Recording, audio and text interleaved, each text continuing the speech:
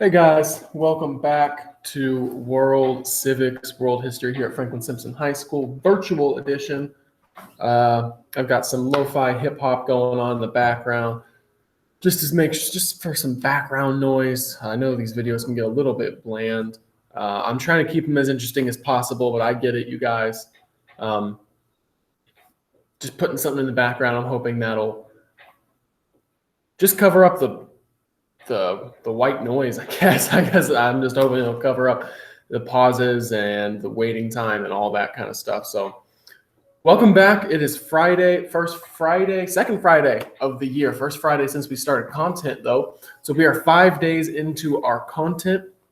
And you remember we started on Monday with just defining a civilization, defining what made us transition from a nomadic society, moving around all the time, hunter-gatherer culture, into more civilized sort of living. And we said that started when we went from hunter-gatherer to food producer.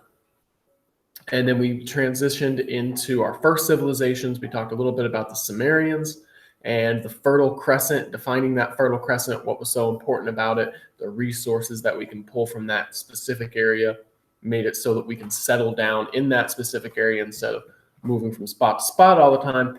Then we talked about Babylon, our first empire to discuss, the specifics of the Babylon Empire, government structure, family structure, and economic structure, and how it became an empire, defined what an empire is. And then yesterday we talked about the code of Hammurabi, however you want to say it. And we looked a little bit about the harshness of that code and the specifics of what made that code so harsh. It's important to know it's the first set of laws ever recorded and written down throughout humanity, but they were some bad laws. They were harsh. They were very, very unforgiving. And that brings us to today. We're going to talk about our second empire. So our first empire was Babylon and the Code of Hammurabi. And remember the Epic of Gilgamesh, which was one of the first historic documents ever, which gave us an insight into Babylonian culture. And today we are going to talk about our second empire, and that is going to be the Egyptian Empire. So today we are talking about Egypt, the Egyptian Empire. We are on day 5. You should be able to see our PowerPoint for today. Like I said, I'm going to try not to do PowerPoints 2 days in a row. So if you remember when we went over what is a civilization, that was PowerPoint. When we talked about the Babylon Empire, that was PowerPoint. And today we're going to talk about the Egyptian Empire, and we're going to do that through this medium as well. PowerPoints can be a little bit, I don't know what the right word is.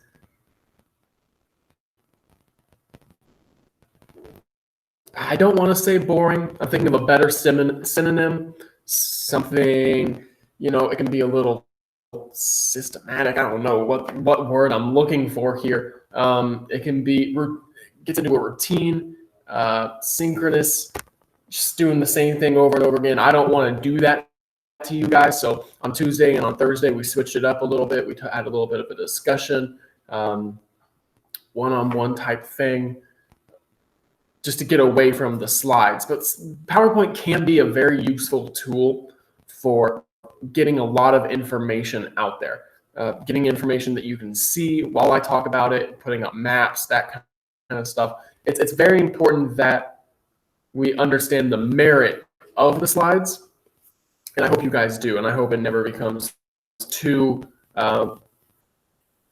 routine. And I hope I'm not boring you guys, essentially, is what I'm trying to say here. I hope I'm not boring you guys. But we're going to go ahead and get into it. And like we do every day, we are going to start with our objectives. So, ancient Egypt. These are the questions that we want to answer about ancient Egypt by the time that this lesson is over.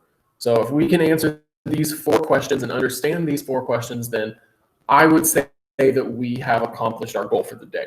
So our first objective, why was Egypt the perfect place for a civilization? We're going to get into that. There are a couple different reasons, but you need to know that Egypt was the perfect place to start a civilization, and we're going to talk about why here in just a little bit. How was the Egyptian wow, I really can't talk today. Maybe some coffee will help. How was the Egyptian government organized? And so, every government has a certain organization, certain way that the government operates. For the United States today, we have the separation of powers. We have the executive branch, the legislative branch, and the judicial branch, which hopefully you went over last year when you had government. You have different organizational systems. There's democratic system, there's a republic system, there's communist system, socialist system, a whole bunch of different ways that you can organize your government, religious oligarchy. And we're going to talk a little bit about how the Egyptian government was organized, because it was a little different than anything that anybody else was doing. Then we're going to talk a little bit about how Egyptian society differed from early civilizations. So how the government was organized and how the society was organized. And then we're going to talk about how the household was organized. So what was the basic function of Egyptian houses? What purpose did they serve? And we're going to talk about that as well. So what I want you to do now is I want you to pause the video, and I want you to think to yourself, what comes to mind when you think of Egypt? So when I say the word Egypt, what comes to your mind? What picture comes to your mind? Words, thoughts, expressions, whatever. What comes to your mind when I say the word Egypt? Pause the video, and for 30 seconds, I just want you to think, make a list, write it down. What comes to your mind when I say the word Egypt? Go. And when you're done with that, so pause the video. If you didn't pause the video, write down what your response was. And then now that you're back, what comes to mind when you think of Egypt? I'll give my answer. When you first say the word Egypt to me, I'm going to immediately think of the Sphinx in a desert wasteland, maybe a pharaoh, that kind of stuff.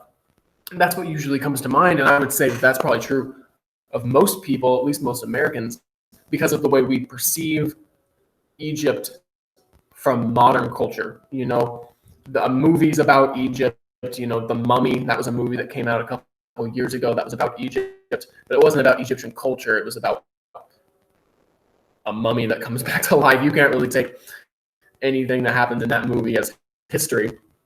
But that's basically what we've been fed and been told to understand and accept about the way Egypt is. And that's not really true, because Egypt isn't a large desert wasteland where nothing grows and they have sphinxes everywhere.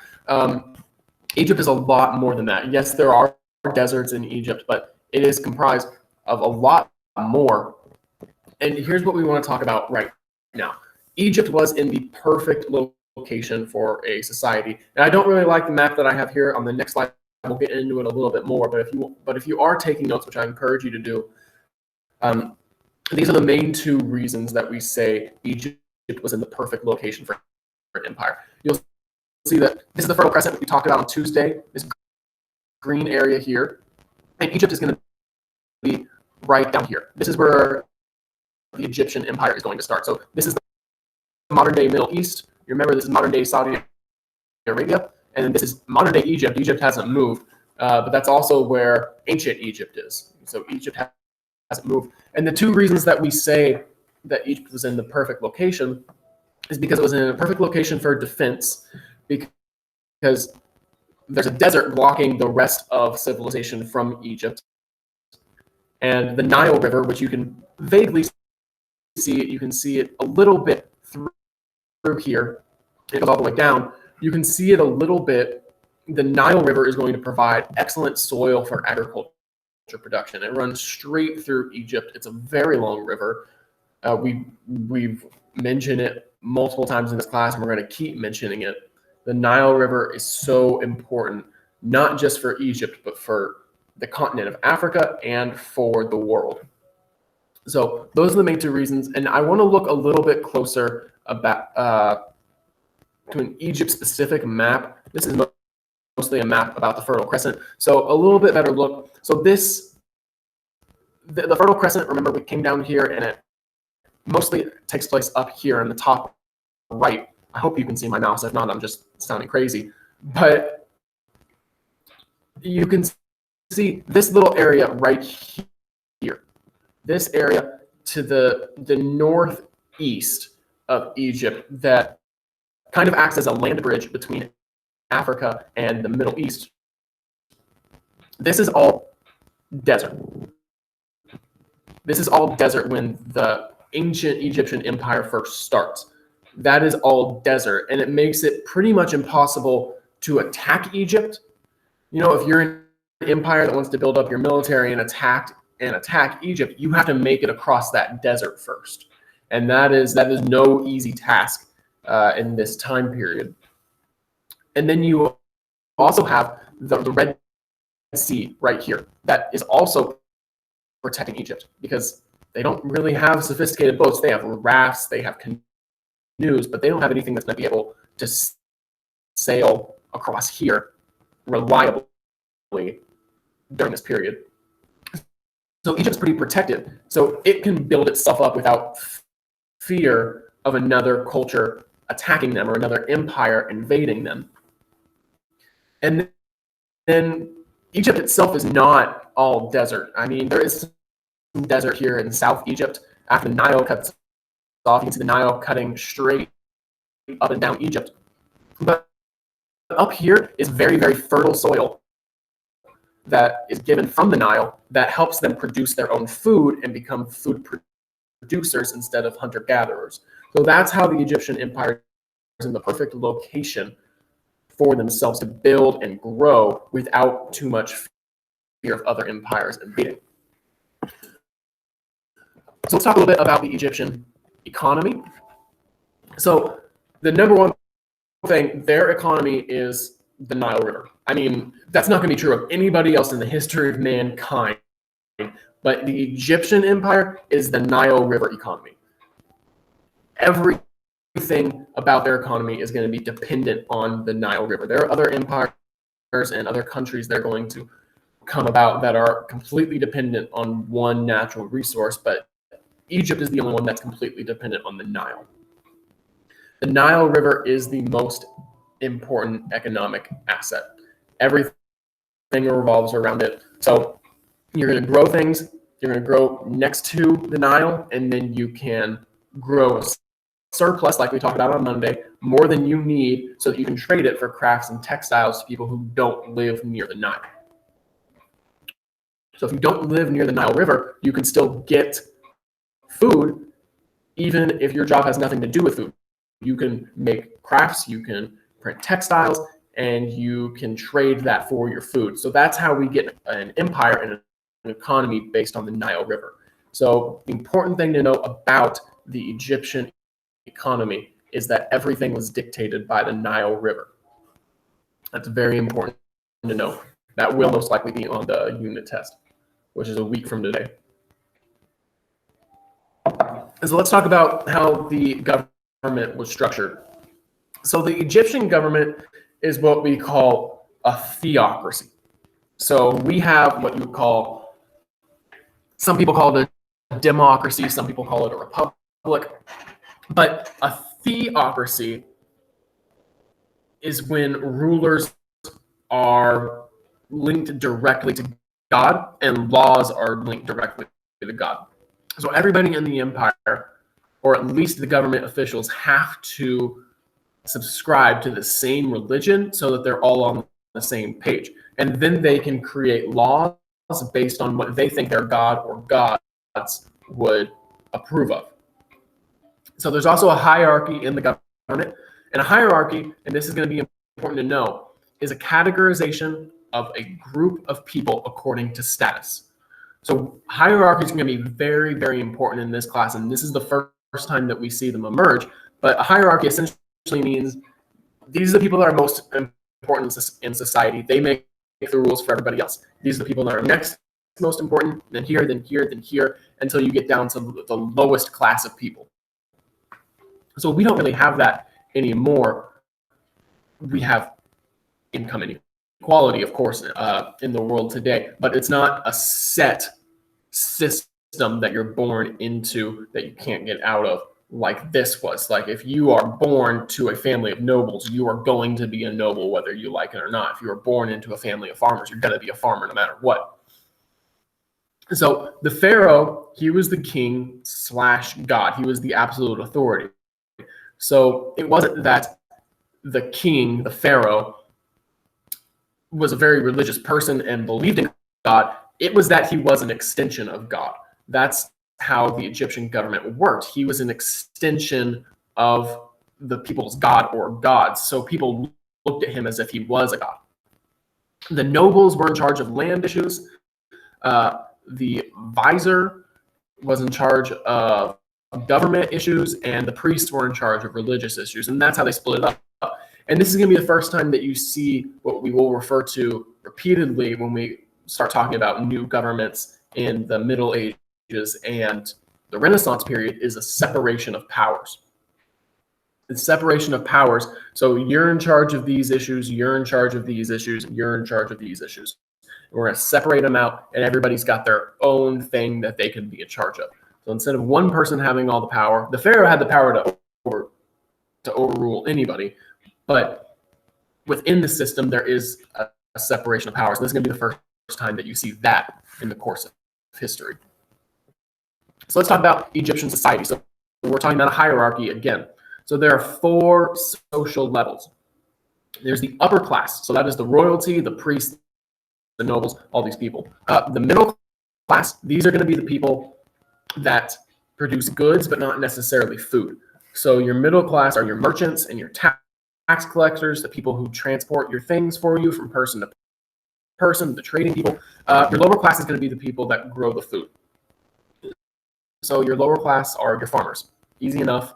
So you have upper class, that's your royalty, that's your pharaohs, that's your priests, anybody who I mentioned in the government system, your visors, those people. And the middle class is going to be your merchant and your tax collectors, the people who work for the government but aren't necessarily government officials.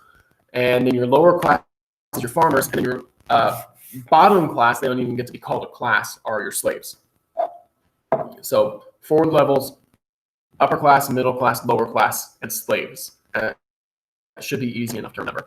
Then you have outside of the society, you wouldn't really, in this period, refer to women as a part of society. They would more so be entitled as property. So they are the property of their husbands first and foremost. They later become equals to men, which is very, very rare in ancient Middle East cultures. But when the Egyptian empire is first starting off, they are going to first be the property of their husbands. And that is how they start. And years and years later, hundreds of years later, they are going to sort of become part of society. They're going to become a little bit more equal. I know the slide says that they become equal to men. That's not necessarily 100% true, but they do become more entrenched in society, where they would be considered somewhere in one of these classes. So let's talk about housing. Let's get all the information up there first. Okay, housing. So basic housing is going to be mud brick houses, 1 room, dirt floor, and you would sleep on the roof. You would sleep on the roof. Now, they didn't really care about their houses because they didn't spend any time inside. It's a 1 room house. You walk in, there's a main level. You can see it out here. I mean, you see this is their 1 room out here, this big part. So you can walk in there. You can be in there in case it starts to rain, but it shouldn't rain too much. Remember, their agriculture isn't based on, we hope it rains today, like ours is in the United States. Mostly their agriculture is based on all the water that we need for our crops is coming from the Nile. That's a reliable source of water. So it didn't rain a whole lot in ancient Egypt. So they slept out on the roof. If it did start to rain, that's what the inside room was for.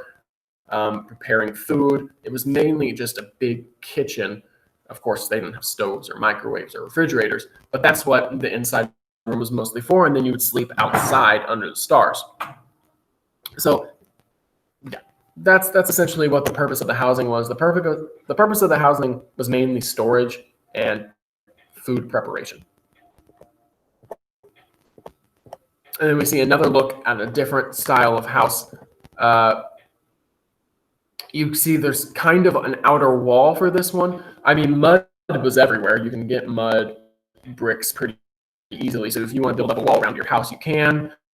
Again, it's one room, pretty standard. Sleep outside. There's no bathrooms, of course. There's no running water at the time.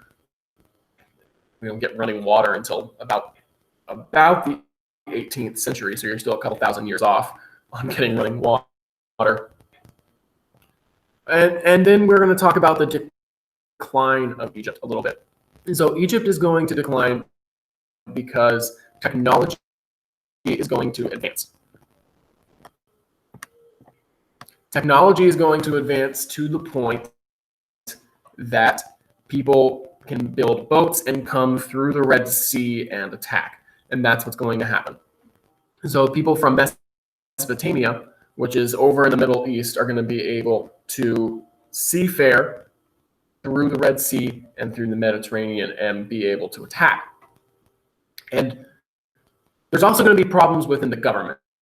So the Pharaoh is supposed to be the god. He's supposed to be the almighty ruler. And within the government system, there's a separation of powers, but the Pharaoh can do what he wants.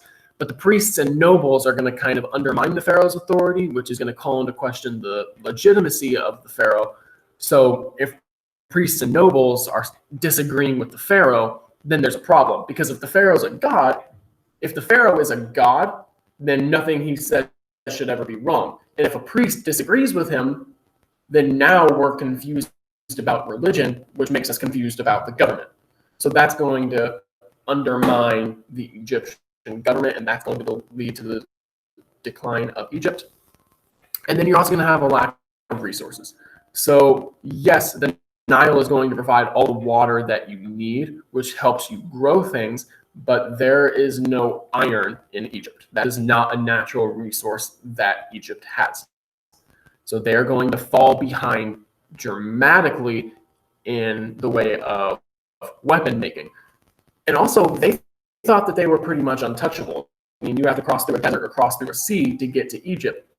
So they pretty much thought, we don't need to make weapons, we don't need iron because nobody's going to attack us. So when people finally invent ships that are going to reliably get them across the Red Sea in order to be able to attack, Egypt is not prepared. And we're going to talk about some of those empires that were able to become what we call sea people, and that's going to be the Assyrian Empire. And we're going to talk about them on Monday and how they came over to Egypt to attack. So let's go back over our objectives. We had 4 questions. The first one was, why was Egypt the perfect place for a civilization? Why was Egypt the perfect place for a civilization? So Egypt was surrounded by impassable desert and water. They were surrounded by impassable desert and water. At the time, it was impassable. Nobody had the technology to get across it. So when Egypt first became an empire, nobody had the technology to get to Egypt. It was very fertile land that surrounded the Nile, so they could grow things very easily because the Nile supplied the water. We talked about the hierarchy, which answers our question about how the Egyptian government was organized. Remember, the Pharaoh has the power, and then priests handled the religious issue, advisors handle the government issues, and then so you have that separation of power. That's how the government was organized. How did the Egyptian society differ from other wow, I really can't talk today. You guys, I'm sorry. But if you guys were here in the classroom, I'd be having this kind of stuff all the time anyway. So I'm just going to post it as is. I'm not going to edit out my mistakes or anything like that because that's not genuine. I'm going to make mistakes when you guys get back to the classroom, so I might as well make mistakes now while we're virtual. Our third question, how did the Egyptian society differ from other early civilizations? So they created social classes. Remember, there was the upper class, which was your royalty, your government officials, your middle class, which was your merchant, your tax collectors, government government workers who weren't necessarily officials, your lower class, which was your farmers, and then your final not class, slaves. So that was the fourth class, so to speak. And then equality for women, which I want to emphasize came much later. It's not like they settled in Egypt and then immediately gave women equal status. That does not happen for a couple hundred years in Egypt. And then our fourth question, what was the basic function of Egyptian houses? So there's a courtyard that was shared by the family, but really it was about storage and food preparation inside the houses. You sleep on the roofs, you're rarely inside, you're really only inside to hang out, so to speak. If it's raining, which was very rare, you're just going to store your stuff inside, prepare the food inside. Other than that, you're staying outside the whole time. So that is going to be it for our lesson today. Ancient Egypt, we just wrapped up. So that is the end of our first week of classes. We made it, the end of our first week here of content. So I guess the end of the second week, but at the end of the first week of content. So remember, there's a Google form posted on our Google Classroom page. And if you have finished watching the video, go fill out that Google form now. Don't put it off. Don't wait till Sunday night. If you're filling it out during the video, good for you. Go ahead and submit it. Make sure you get your points for today. Make sure you mark yourself as present in Infinite Campus for all 6 of your classes. And if you have done all of your assignments for the week, you are good. I hope you have a great weekend, and I will be posting another assignment on Monday at 8:30. That'll be when I post the next assignment. So, until then, you guys are all set. I hope you guys have a great weekend. All right. So, if you have any questions, though, I knew I was forgetting something. I was like, what am I forgetting to say? I mean, this is just so awkward because I know there's something else I wanted to say. If you have any questions, comments, or concerns, make sure you email me at the email that's posted on the Google Classroom page. Any questions, comments, concerns, make sure you do that. If you want to come to office hours, shoot me an email, 1 o'clock, 1:15 to 3 o'clock every day. That is my office hours. So other than that, have a great weekend, and I will see you later, Wildcats.